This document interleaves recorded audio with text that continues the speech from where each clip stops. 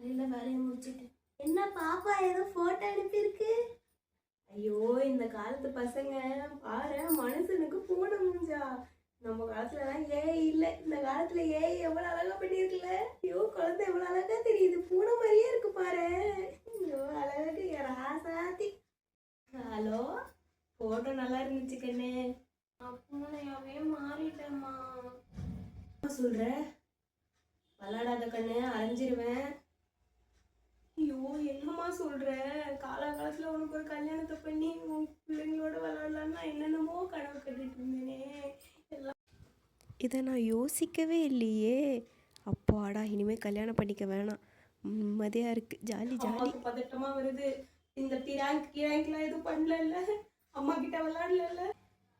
நிஜமாதாம்மா சொல்றேன், நான் ஏமா விளாட போறேன், நான் நிஜமாவே பூனையா மாறிட்டேம்மா. சரி சரி, நீ இப்போ அழாத. அம்மா இருக்கிறவருக்கு நீ எதுக்கும் பயப்படாது. அம்மா நான் இருக்கேன்ல, அழக்கூடாது பாப்பா. கண்ணத்தோட முதல்ல அழக்கூடாது. எல்லா கஷ்டத்துக்கும் கடவுள் நமக்கு ஒரு சொல்யூஷன் தராம விட மாட்டான். நம்ம முனியம்மா இருக்கான்ல, அவன் பையன் பூனைன்னா அவனுக்கு அம்பிட்டு கொள்ள இஷ்டம். வீட்டுல 10 பூனை வளர்க்குறான், தெருவில் இருக்க பூனைக்கெல்லாம் சோறு போட்டு வளர்க்குறான். அவன் அது ஏதோ சொல்லுவாங்களே கேட் லவர், அவன் கேட் லவரான்.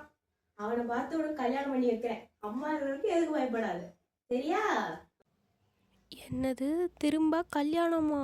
ஐயோ, நோ நோ நோ, போச்சே போச்சு.